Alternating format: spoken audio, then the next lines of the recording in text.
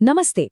आज के इस दिलचस्प विश्लेषण में हम सीधे गोता लगाने वाले हैं श्रीमद् भगवद गीता के 15वें अध्याय में छिपे एक बेहद गहरे और रूपकात्मक ज्ञान में।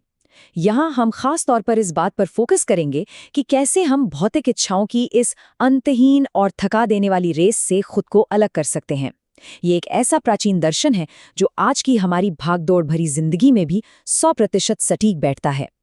जरा कल्पना कीजिए, एक ऐसा विशाल, प्राचीन और कभी नष्ट न होने वाला पेड़ जो पूरी तरह से उल्टा उग रहा हो। जी हाँ, जिसकी जड़ें आसमान में हों और शाखाएं नीचे जमीन की तरफ बढ़ रही हों। अजीब लगा ना? तुरंत ध्यान खींचता है ये दृश्य। आखिर ये दर्शाता क्या है?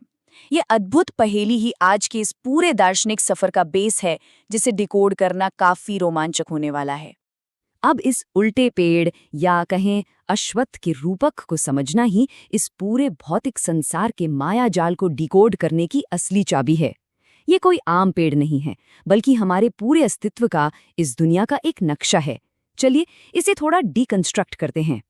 गीता के 15वें अध्याय की शुरुआत ही इसी शानदार संस्कृत श्लोक से होती है, ऊर्ध्वमूलम मधः शाखम अश्वत्थम। इसका मतलब है कि यह संसार एक ऐसे अनंत अश्वत्थ या बरगद के पेड़ की तरह है, जिसकी जड़ें ऊपर हैं, शाखाएं नीचे हैं और जिसके पत्ते वेद हैं। ये एक ही लाइन इस पूरे रूपक की विशालता को हमारे सामने लाकर रख देती है। तो चलिए इस पेड़ का एक मेंटल मैप बनाते हैं। देखिए, इसकी जो जड़ें हैं ना, वो स्वयं परमेश्वर यानी सर्वोच्च सत्ता का प्रतीक हैं। पत्ते वेद हैं, जो इंसान को सही राह दिखाते हैं। और इस पेड़ को सींचता कौन है? प्रकृति के 3 गुण, सत्व, रज और तम। और हाँ, इसकी जो डालियां और नई कोंपलें हैं, वो हमारी अंतहीन सांसारिक इच्छाएं हैं। है ना कमाल का मेटाफर, जो इतने जटिल दर्शन को कितनी आसानी से समझा देता है। लेकिन यहाँ एक बहुत बड़ा सवाल ये उठता है कि हम यानी एक आत्मा इस विशाल और उलझे हुए ढांचे में आखिर फंस कैसे जाते हैं। ये इंद्रियों का एक ऐसा जाल है जिसे समझना बहुत ही जरूरी है। देखिए, इस पेड़ की जो ऊपरी शाखाएं हैं वो देवताओं और ब्रह्मा जैसे उच्च लोकों की तरफ जाती हैं, और निचली शाखाएं कीड़े मकोड़ों जैसे निचले जीवन स्तर तक फैलती हैं। मतलब ये पेड़ हर तरह के जीवन को कवर करता है। पर यहाँ एक कैच है, मनुष्य का जन्म इसमें बेहद खास और दुर्लभ है। क्यों? क्योंकि सिर्फ इसी जन्म में हम ऐसे कर्म कर सकते हैं जिससे इन बंधनों को काटा जा सके, न कि हम सिर्फ पुराने कर्मों का फल भोगे। इसे जरा ऐसे सोचिए, जैसे कोई पंछी बिना किसी खास मंजिल के बस एक डाल से दूसरी डाल पर फुदकता रहता है। बस वैसे ही आत्मा एक जन्म से दूसरे जन्म में भटकती रहती है। हम अपनी ही आदतों, संस्कारों और कर्मों के जाल में इतने उलझ जाते हैं कि हमें इस पेड़ की असली जड़ें दिखाई ही नहीं देती। तो इस अंतहीन लूप से बाहर कैसे आएं?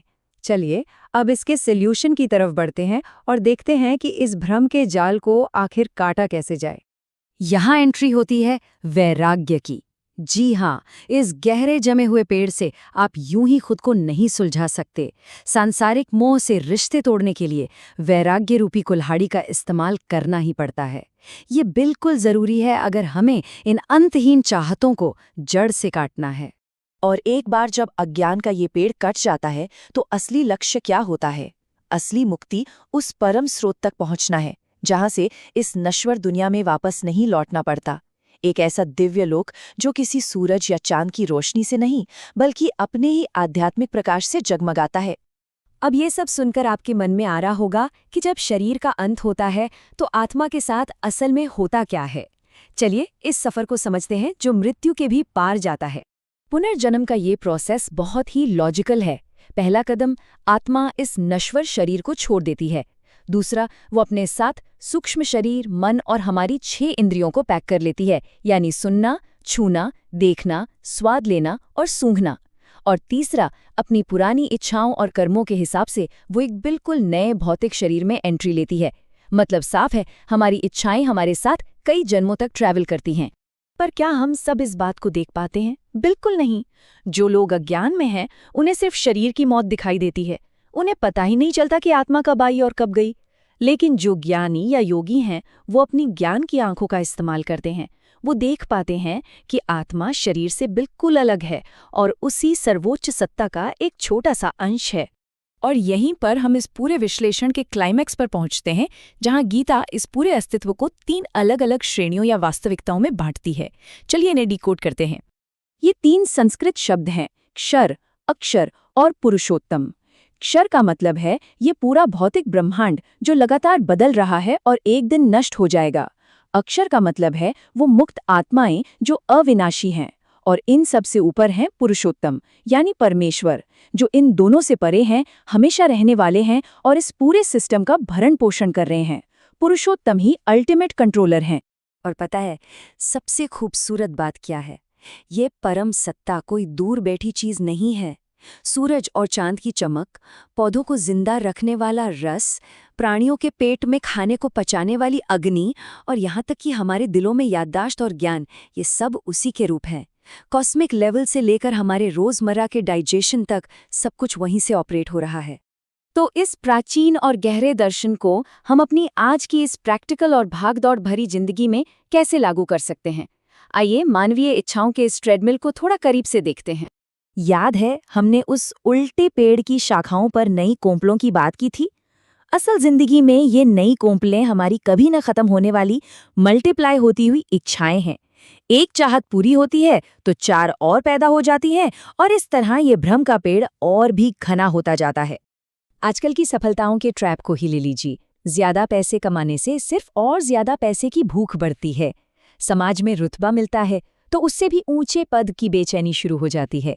पावर हासिल करने से कभी कोई परमानेंट शांति नहीं मिलती, बल्कि और ज्यादा कंट्रोल करने की प्यास बढ़ जाती है। सच तो ये है कि इन भौतिक लक्ष्यों के पीछे भागना एक बहुत बड़ा ट्रैप है, जो हमारे मोह को और मजबूत कर देता है। तो इस पूरी चर्चा का टेक अवे क्या है? टेक अवे यही है कि सच्ची शांति पाने के लिए हमें अपने ज्ञान और दृढ़ संकल्प से इच्छाओं के इस जाल को काटना ही होगा। अपना असली पर्पस ढूंढने के लिए हमें अहंकार, मोह और इस सुख दुख के झूले से ऊपर उठना ही पड़ेगा। और जाते जाते ये सब हमें एक बहुत ही पावरफुल सवाल के साथ छोड़ जाता है। क्या हम जिंदगी भर बस इस भ्रम की डालियों पर पैसा और स्टेटस ही चेस करते रहेंगे, या फिर हम अपना असली मकसद पहचानने के लिए उस वैराग्य की कुल्हाड़ी को उठाने के लिए तैयार हैं?